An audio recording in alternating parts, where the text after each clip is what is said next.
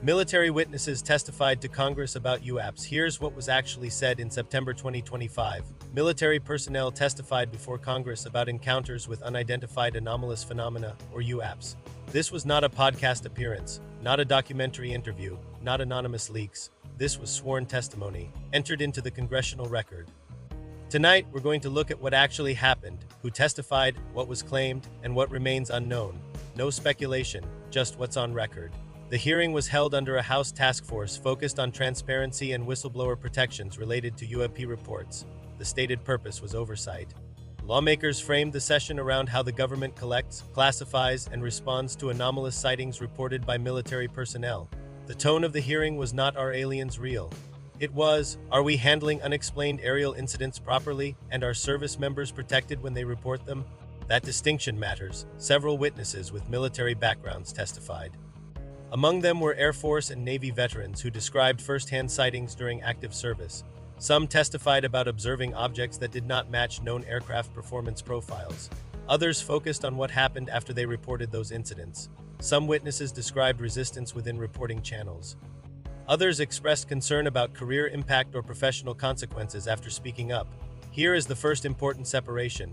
Fact: military personnel testified under oath that they observed aerial phenomena they could not identify. Fact: they stated these objects exhibited characteristics they did not recognize from known systems. Interpretation: an unidentified object is not automatically extraterrestrial. It simply means unidentified. Congressional members pressed witnesses on whether these events could represent for an adversary technology, sensor anomalies, classified U.S. programs, or something currently unknown. At no point in the public session was extraterrestrial origin confirmed.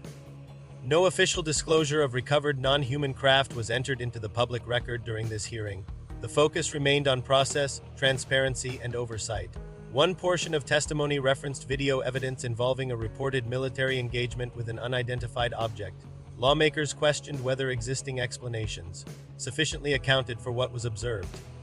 Again, the claim on record was that certain incidents remain unexplained based on available information. Unexplained does not equal alien. It equals unresolved. Another key theme of the hearing was whistleblower protection. Witnesses and policy experts discussed whether service members feel safe reporting anomalous events. Concerns were raised about classification barriers, unclear reporting chains, and potential retaliation.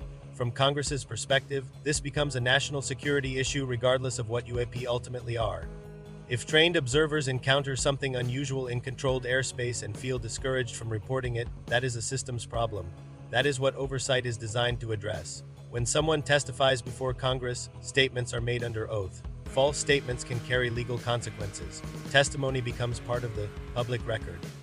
That elevates the conversation beyond internet speculation. It does not validate extraordinary conclusions. It validates that the government is formally examining the issue. Another important point: Congress is not conducting a public scientific analysis during these hearings. It is asking whether agencies are properly handling reports, whether data is being centralized, and whether transparency can be improved without compromising national security. Those are procedural questions. The broader mystery of what UAP represent remains open. There are still unanswered questions. We do not know the origin of every reported UAP event. We do not know what classified material may exist beyond what is publicly discussed. We do not know whether future hearings will produce additional declassified evidence. What we do know is this: trained military personnel testified that they encountered phenomena they could not identify. Lawmakers are now examining how those reports are processed. That is the current state of record. It is possible that many UAP cases will eventually be explained as sensor errors, atmospheric effects, misidentifications, or foreign systems. It is also possible that some cases will remain unresolved for years. The responsible position right now is two separate confirmed testimony from speculation. Confirmed, sworn statements describing unidentified observations. Not confirmed, extraordinary claims beyond what was entered into the public record. As more hearings occur, the facts may expand, or they may clarify mundane explanations. Oversight does not guarantee dramatic answers. It guarantees examination.